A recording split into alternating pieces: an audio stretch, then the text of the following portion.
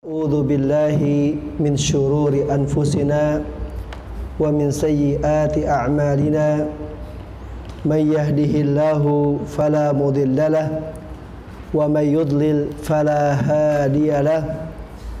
Ashhadu an la ilaha illallah wahdahu la syarikalah wa ashhadu anna Muhammadan abduhu wa rasuluhu la nabiyya ba'dah. Allahumma salli wa sallim wa barik ala nabiyyina Muhammad wa ala alihi wa sahbihi wa man tabi'a huda, amma ba'd.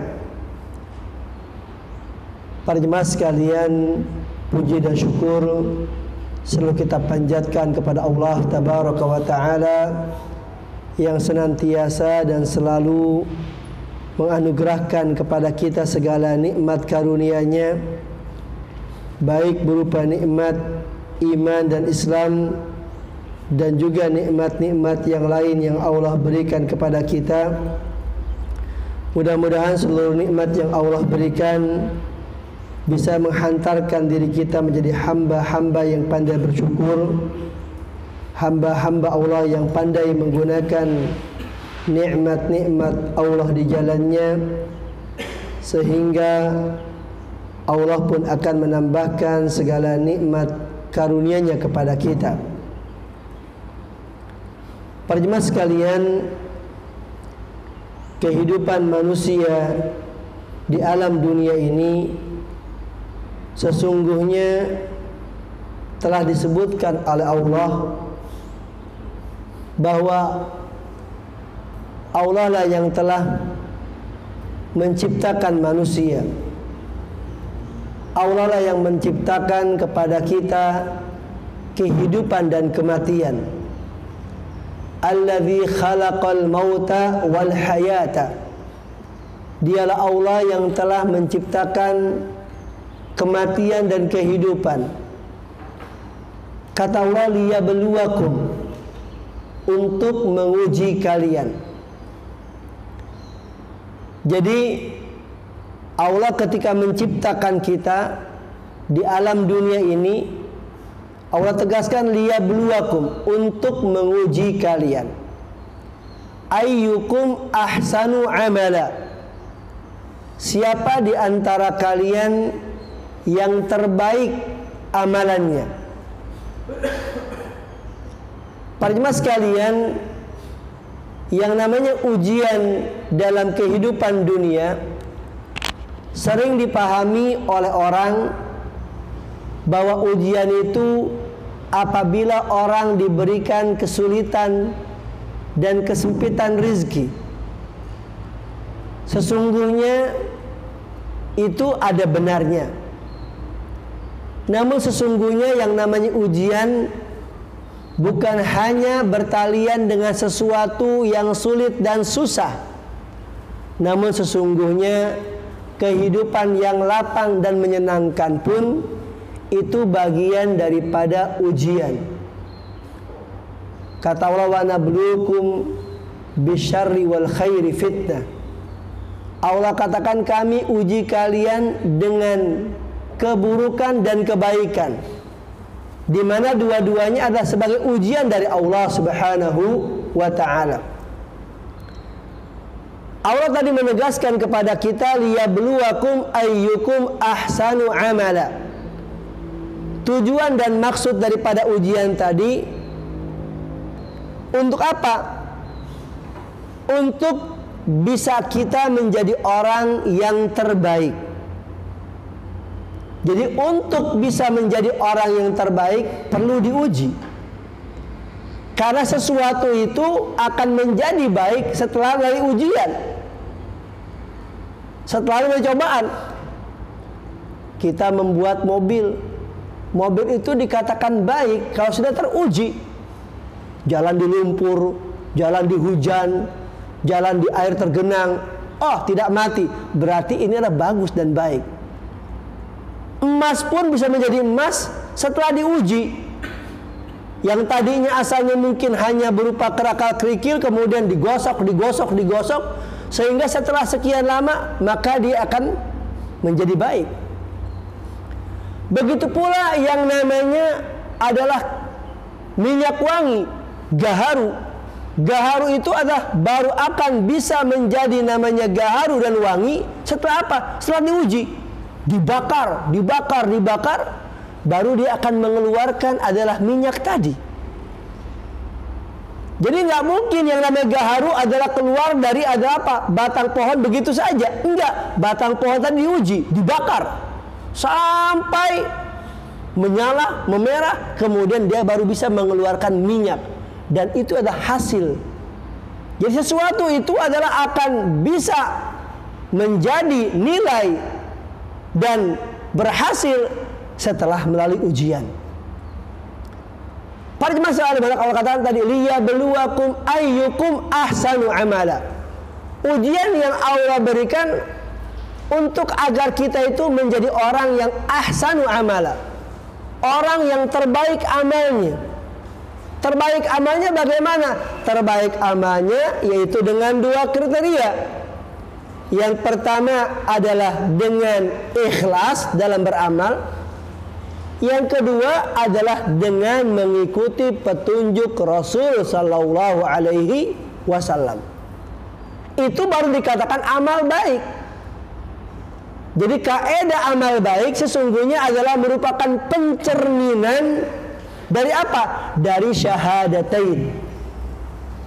Amal baik itu adalah merupakan pencerminan daripada syahadatain, di mana syahadat la ilaha illallah mencerminkan orang untuk ikhlas dalam beribadah. Syahadat Muhammad Rasulullah mencerminkan orang untuk berittiba, mengikuti sunnah Rasul. Baru orang dikatakan adalah menjadi orang yang ahsanu amala, orang yang terbaik amalannya. Para jemaah sekalian, maka kalau kita cermati kehidupan tadi yang Allah katakan sebagai ujian, tentu kita ingin sukses, tentu kita ingin berhasil, tentu kita ingin menjadi pemenang dalam ujian tadi, sehingga kita bisa menjadi orang yang dikatakan kategorinya orang-orang yang bahagia. Nah, ini perlu konsep. Bagaimana orang dikatakan bahagia? Karena kalau kita mungkin tanya ke setiap orang dari yang ada di hadapan kita, lingkungan kita, masyarakat kita, kawan kita, teman kita, mereka ditanya tentang apa konsep bahagia menurut Anda. Silakan coba tebar, mungkin adalah kuesioner, ya kan? Bikin konsep bahagia apa? Dari mungkin 1000 kepala, mungkin akan banyak pendapat-pendapat satu dengan lain berbeda. Ada yang mungkin mengkategorikan bahagia itu apabila orang sudah nikah. Kenapa? Karena sementara ini masih membujang. Dia pikir kalau sudah nikah enak, gitu. Kata orang yang sudah nikah, nikah mah biasa aja katanya. Ente mengatakan bahagia karena belum nyoba. Setelah coba nanti akan mengatakan, oh nikah nggak bahagia. Kenapa? Karena banyak tuntutan. Istri adalah minta A, minta B, minta C. Belum gajian sudah ditagih lagi. Bang, mau beli duit sudah habis. Jadi ternyata adalah nikah bukan membawa bahagia, kata orang yang sudah nikah.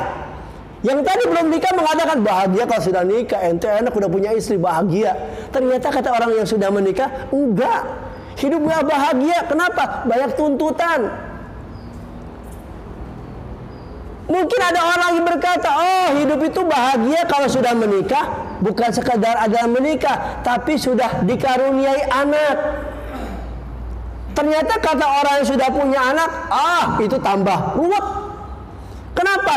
Karena adanya anak membuat kita susah. Tadinya ngontrak mungkin cukup ada 1 kamar, setelah punya anak nggak bisa ngontrak 1 kamar.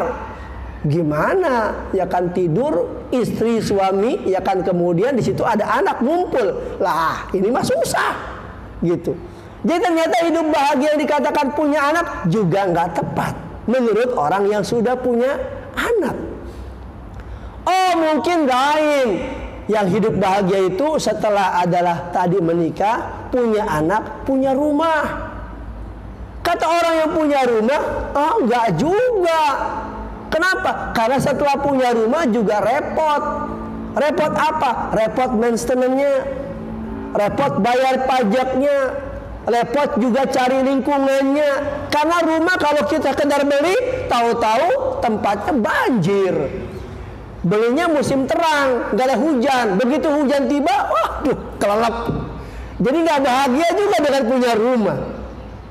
Jadi kalau kita bertanya dengan konsep bahagia setiap orang, dari mulai 1, 2, 3 sampai mungkin bahagia itu setelah punya rumah harus punya mobil. Ternyata mobil juga perlu diservis. Nanti ganti bannya setiap 2 tahun, nanti ganti olinya setiap berapa bulan? Tergantung 10.000 kilo katanya, ya kan? Nanti harus bawa ke bengkel resmi. Nanti ternyata duit gaji yang tadinya sekian habis buat servis mobil doang, gitu. Jadi nggak bahagia punya mobil. Kalau yang jadi bahagia itu kalau sudah punya jabatan kedudukan jadi manajer. Kata orang yang sudah jadi manajer tambah puyeng.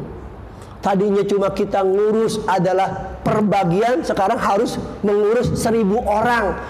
1.000 orang diurus puyeng. Kenapa? Yang ini minta A, yang ini untuk B, yang ini bilang C. Aduh. Jadi bukan bahagia ternyata dengan jabatan yang tinggi. Karena semakin tinggi jabatannya, semakin banyak orang yang diurus. Para jemaah sekalian, itulah kalau kita mungkin menilai konsep bahagia diserahkan kepada setiap orang. Nggak pernah ada selesai yang namanya kata bahagia. Iya, kalau adalah konsepnya menurut setiap kita. Para jemaah sekalian, maka bagaimana sesungguhnya kita sebagai manusia yang merupakan ciptaan Allah untuk bisa menggapai nilai bahagia? Yang perlu dipahami, karena kita ini ciptaan Allah, maka kita harus mengembalikan konsep bahagia itu menurut apa yang telah digariskan Allah. Begitu baru akan ketemu.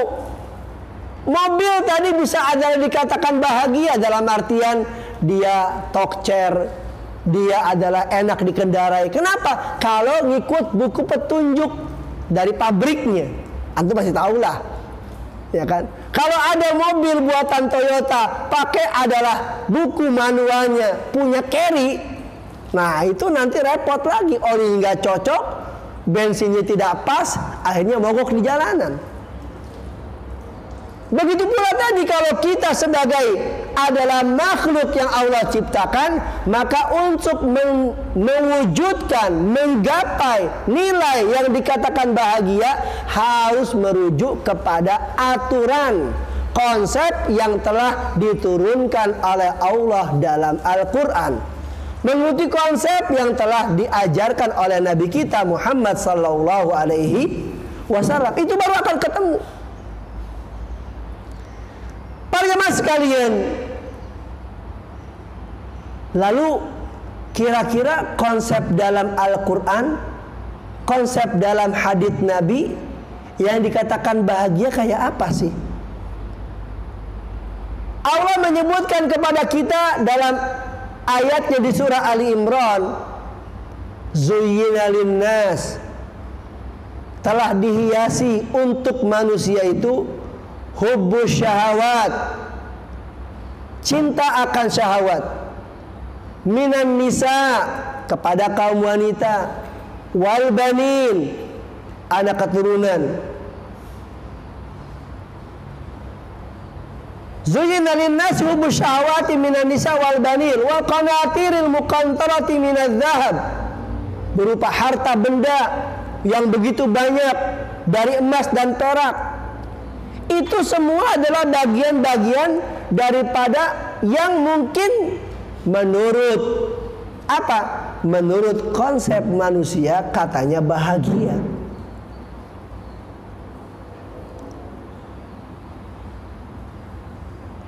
Para jemaah sekalian, ternyata Apa yang dikatakan oleh ayat tadi, zuyyina lin-nasi hubbus syahawat minan nisa wal banin wal qanatiril muqantarati minadh dhahabi wal fiddati wal khailil musawwamati wal an'ami wal harth dzalika mata'ul hayatid dunya. Itu sesungguhnya adalah bagian daripada kesenangan kehidupan dunia semata. Padahal orang kalau mau bahagia bukan hanya dunia konsepnya. Karena kalau konsep bahagia dunia sebentar. Berapa lama kita hidup dunia? 60-70 tahun. Kalau kita nyari bahagia cuma dunia, rugi. Kenapa? Karena nilai bahagia dunia ya tadi hanya berupa materi-materi. Tadi wanita, tahta, harta, benda, itu semua adalah, kata Allah, dzalika mata'ul hayatid dunya wallahu indahu husnul ma'ab. Para jemaah sekalian, maka kalau kita mau mencermati kehidupan manusia tadi, di mana Allah Subhanahu wa taala yang menjadi pencipta kita harus pahami dahulu manusia itu apa sih?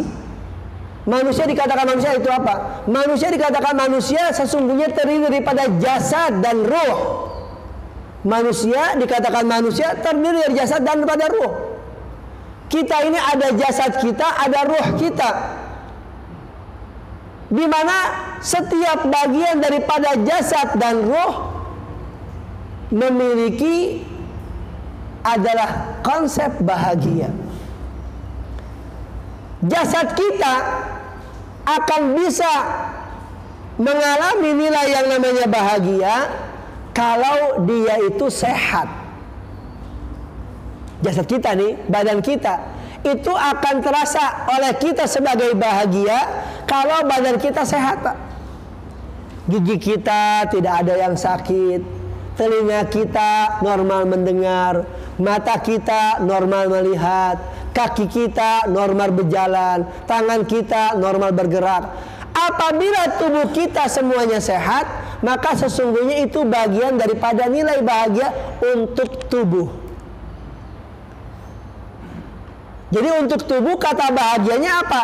Kalau kita punya badan sehat. Dan itu sesungguhnya bagian daripada nikmat Allah Subhanahu wa taala yang orang terkadang tidak sadar itu sebagai nikmat Allah. Sehingga Rasul mengatakan ada nikmatani, ada dua buah nikmat. Maghbunun fihi ma katsirun minan nas, di mana banyak manusia yang tertipu dengannya. Mereka tidak sadar ini sebagai dua buah nikmat. Apa kata Rasul? As-sihhatu wal faragh, berupa sehat dan nikmat waktu luang. Jadi sehat itu adalah merupakan nilai bahagia untuk tubuh kita. Kita bisa tahu itu bahagia untuk tubuh kita berupa sehat tadi kalau kita mungkin adalah mau jalan ke rumah sakit. Kita ke rumah sakit, lihat tuh orang begitu masuk, ada orang di UGD. Sedang apa? Sedang terkapar. Kenapa? Berdarah, kecelakaan. Kita lihat kita sehat, alhamdulillah. Naik ke lantai berikutnya, ternyata ada orang sedang didorong-dorong. Kenapa? Karena kakinya nggak bisa berjalan. Entah karena asam urat, entah karena habis operasi, entah karena apa, pokoknya nggak bisa jalan, didorong pakai roda. Kita merasakan nikmat punya kaki bisa melangkah. Kita naik ke atas lagi, oh ternyata ada orang yang matanya tutup dua-duanya. Kenapa? Karena matanya terkena infeksi. Kita bisa melihat. Kita naik ke ruangan berikutnya, ternyata ada orang yang kupingnya sedang ditutup kiri kanan. Kenapa? Karena ternyata ada segala infeksi di kuping telinganya sehingga harus dibelah lalu kemudian dipasang alat dan seterusnya. Jadi kita baru akan mengatakan nilai bahagia untuk tubuh kita kalau adalah tubuh kita itu sehat. Maka Islam mengatur untuk bisa tubuh kita sehat bagaimana? Tubuh kita itu sehat tergantung kita. Tubuh kita biasanya tergantung kita. Antum kerja ngejar adalah overtime. Dari pagi sudah kerja sampai jam 4 sore. Overtime sampai jam 10. Tambah berapa jam? Tambah 6-8 jam misalnya. Emang dapat duit banyak? Iya Ustadz, dapat. Tapi dengan begitu, itu akan membuat tubuh kita jadi nggak sehat. Kenapa? Karena tubuh kita punya hak untuk istirahat. Tubuh kita punya hak untuk adalah tidur. Tubuh kita punya hak untuk diberikan segala macam yang menjadi kelayakannya. Makanya Islam mengatur bahwa untuk bisa sehat, poin dasarnya adalah tentang makan dan minum. Kenapa Islam mengharamkan hal-hal seperti khamr? Karena itu adalah bisa merusak tubuh kita. Kenapa Islam mengharamkan segala sesuatu yang baik? Karena itu bisa mencemari segala organ tubuh kita. Islam mengatur, kulu washrabu, silakan kalian makan, silakan kalian minum. Namun bagaimana? Halalan thayyiba, makan dan minum sesuatu yang halal dan baik. Bukan hanya adalah diperintahkan makan dan minum dengan halal yang baik, tapi kata Allah, wala tusrifu, jangan berlebihan. Walaupun itu halal, walaupun itu baik, Islam mengatur jangan berlebihan. Kenapa? Karena sesuatu yang berlebihan dari yang baik pun nggak baik. Jadi sesuatu yang berlebihan dari yang baik juga nggak baik. Contoh dalam ibadah sajalah. Ibadah itu kan baik, sholat baik. Tapi kalau kita sholat berlebihan dari aturan yang ada, maka jadi nggak baik. Tilawah Al-Quran baik tidak? Baik. Tapi kalau berlebihan daripada yang menjadi tuntunan Nabi, nggak baik. Sesuatu yang baik kalau sudah melebihi batasnya, jadi tidak baik. Begitu pula masalah makan dan minum dengan yang halal. Ketika dia melebihi batasannya, maka tidak baik. Sehingga Rasul mengingatkan kepada kita dalam hadisnya, ma mala abna adama wi'aan syarran min batnin.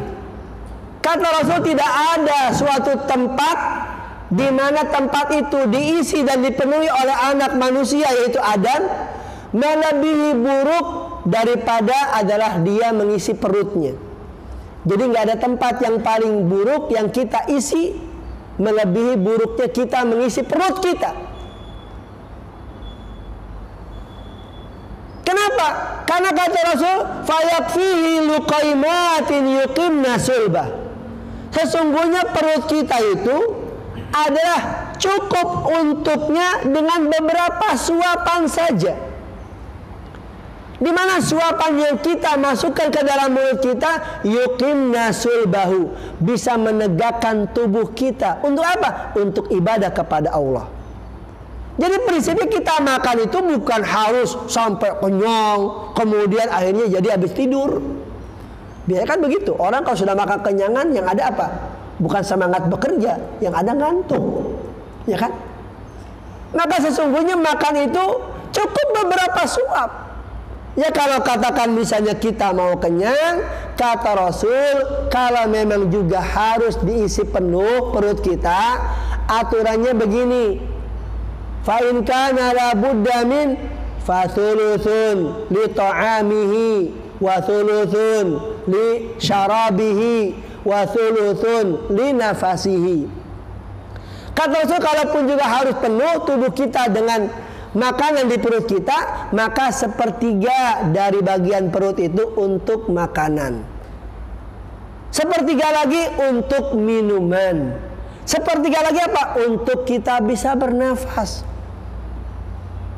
Jadi silakan antum, silakan kita masing-masing ngukur perut kita ini kayak apa kira-kira. Kalau saya isi adalah dengan sepiring setengah, ini di dalam perut itu sepertiga bukan ya? Gitu.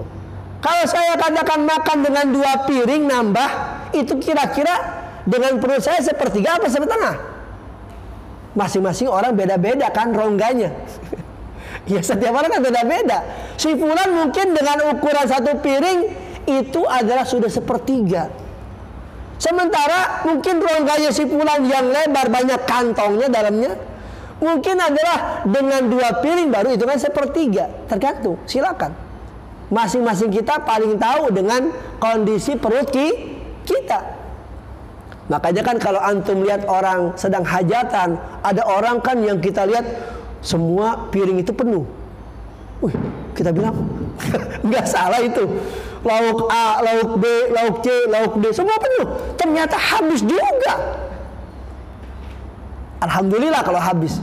Ternyata kalau kita kayaknya mungkin nasinya cukup secentong aja lah, udah cukup. Kita ambil daging ini dikit udah cukup. Karena tadi masing-masing beda.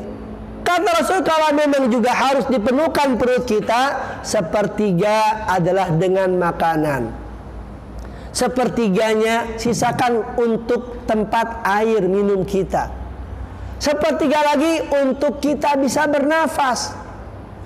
Kan ada orang yang kalau makan, Pak, mohon maaf, itu makan kayaknya nasi sampai sini nih. Ya kan? Sehingga begitu ya kan itu semua kayaknya aroma di dalam keluar. Kenapa? Karena sampai di sini sehingga napas aja susah. Ini nggak boleh. Ini sumber penyakit. Dan kalau sudah begitu, maka nilai bahagianya tidak ada. Nanti belum sampai umur lanjut, umur 40 tahun sudah kena penyakit A, penyakit B, penyakit C, penyakit D. Kenapa? Umurnya masih muda, baru umur 40 tahun, tapi sudah diabetes. Yang kalau sudah begitu mungkin kira-kira berapa tahun lagi wafat. Kita nggak tahu. Tapi artinya dengan penyakit itu kan menjadi asbab orang itu akan sampai kepada kematian diantaranya. Maka kalau kita ingin adalah menggapai nilai bahagia untuk tubuh kita, yang pertama tadi adalah jaga sehat kita.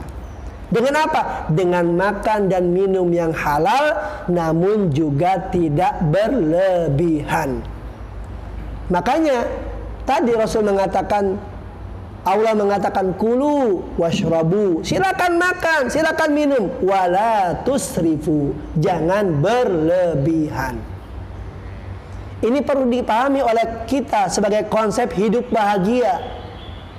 Ya, jangan mentang-mentang adalah kita lagi suka durian, lagi musimnya, lalu kita makan berlebihan. Wah, itu bahaya. Apalagi mungkin campur dengan yang soda, besok wafat. Kan begitu banyak.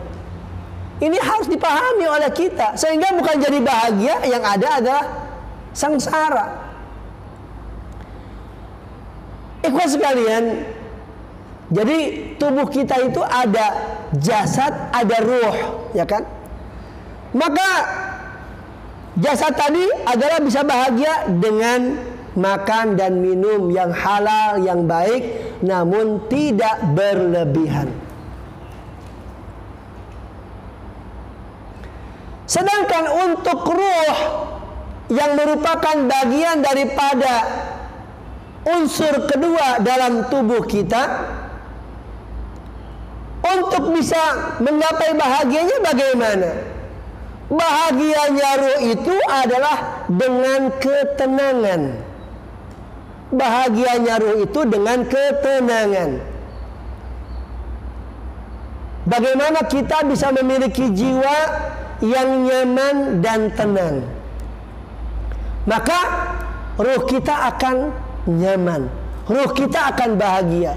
Apalah artinya adalah segala harta dan benda kalau ruh yang menjadi bagian daripada hidup kita tidak mendapatkan nilai tenang dan nyamannya.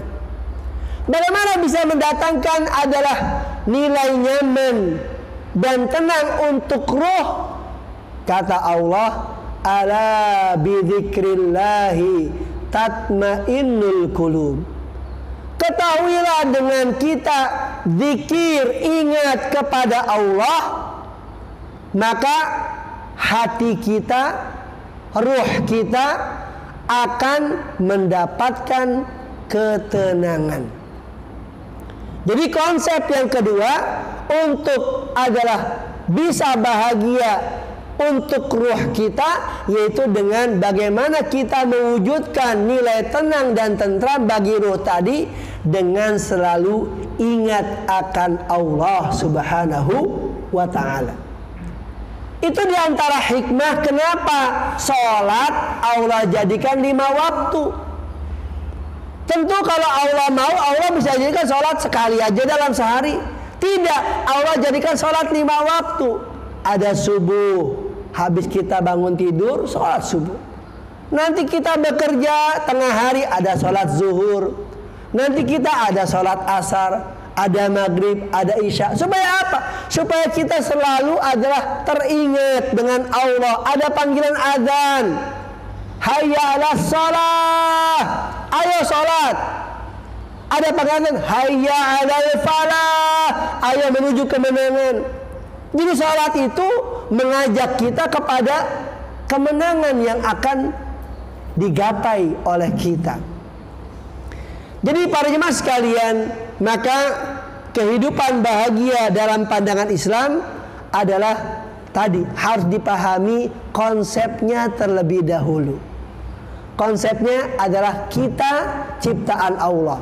Maka kembalikan konsep bahagia itu menurut petunjuk dan aturan Allah.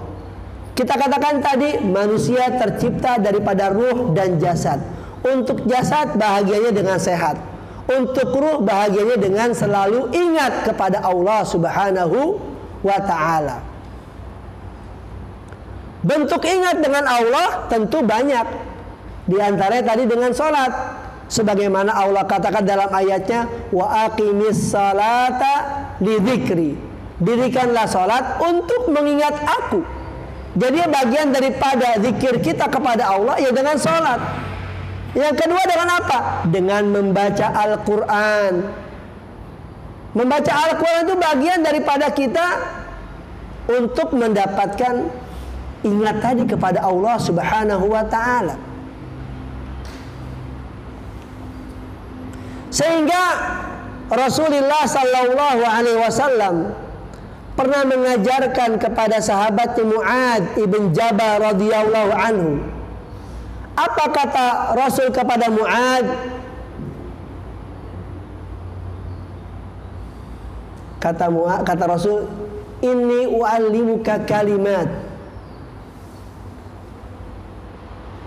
Kata Rasul, sesungguhnya aku akan ajarkan kepada engkau wahai Mu'adz beberapa kalimat. Di mana Rasul mengatakan inni uhibbuk, aku cinta kepadamu.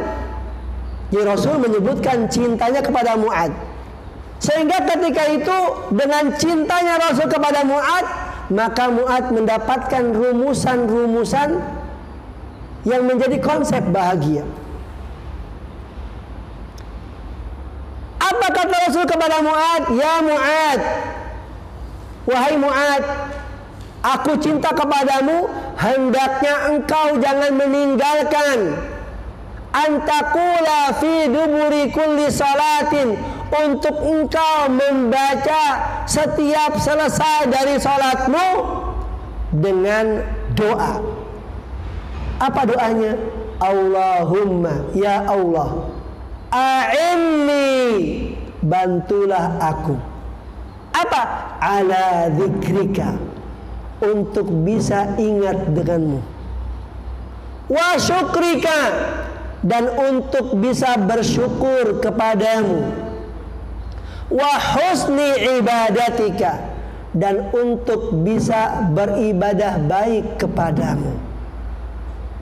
Jadi Rasul mengajarkan kepada Mu'adz ibn Jabal untuk agar dia tidak memposisikan, tidak menyandarkan apa yang menjadi keinginannya tadi dengan kemampuan semata dirinya. Tapi dia adalah jadikan sandaran hidupnya kepada bantuan dan pertolongan Allah Subhanahu wa ta'ala. Allahumma a'inni, ya Allah bantu aku. Karena memang untuk ingat kepada Allah yang tadi kita katakan menjadi konsep untuk bisa bahagianya ruh, untuk bisa ingat tersebut itu tidak semata karena kita pinter, karena kita ustadz, karena kita kiai, karena kita alim. Tidak. Melainkan semua kebaikan kita bisa ingat dengan Allah dan seterusnya, itu adalah tidak lain merupakan bantuan daripada Allah. Tidak ada kebaikan yang bisa kita wujudkan melainkan itu bagian daripada taufik Allah kepada kita. Maka kita diperintahkan oleh Allah lewat hadis tadi, Allahumma a'inni, ya Allah bantulah aku, ala zikrika, untuk bisa ingat denganmu, wa syukrika, untuk bisa bersyukur dengan nikmat-nikmat yang Engkau berikan kepadaku, wa husni ibadatika, dan untuk bisa beribadah baik kepadamu. Jadi 3 poin ini, ingat Allah, syukur Allah, ibadah baik kepada Allah, semuanya adalah butuh pertolongan Allah Subhanahu wa ta'ala. Para jemaah sekalian, maka dengan hal-hal tadi, maka konsep bahagia yang sesungguhnya untuk kehidupan kita, di mana adalah tubuh kita, jiwa kita adalah Allah ciptakan, terdiri dari 2 unsur, jasad dan ruh. Jasad adalah bahagianya dengan sehat, sedangkan adalah ruh bahagianya dengan ketenangan yang Allah berikan kepada kita. Dan ketenangan tadi adalah bisa muncul ketika orang selalu ingat dan dekat dengan Allah. Tanpa ingat kepada Allah, tanpa dekat kepada Allah, yang ada kegersangan hidup, yang ada kesulitan hidup.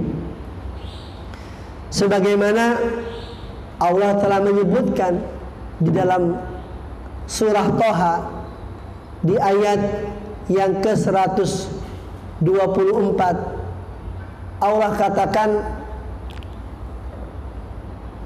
A'udzu billahi minasyaitonir rajim. Bismillahirrahmanirrahim.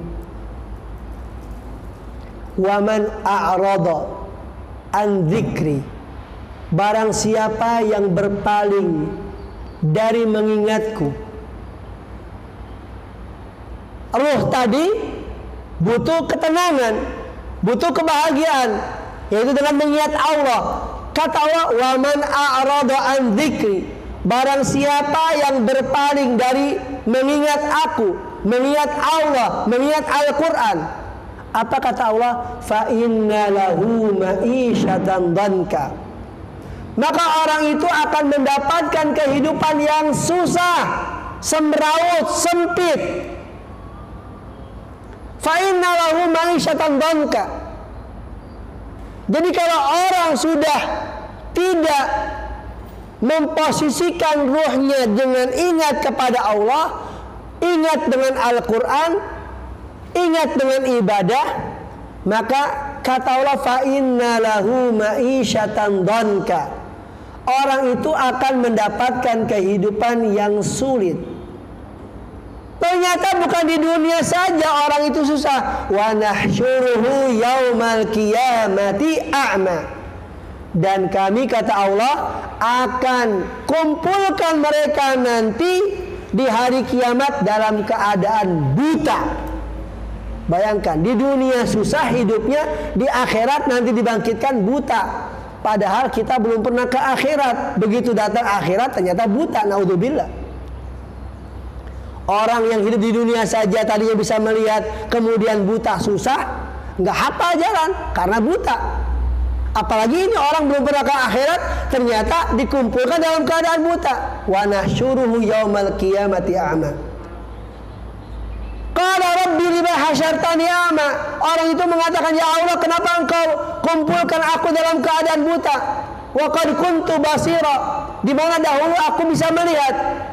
Qala kadzalika atatka ayatuna, begitulah dahulu telah datang kepada engkau ayat-ayat kami, fanasitaha, engkau melupakannya, wa kadzalikal yauma tunsa, maka hari ini juga engkau dilupakan.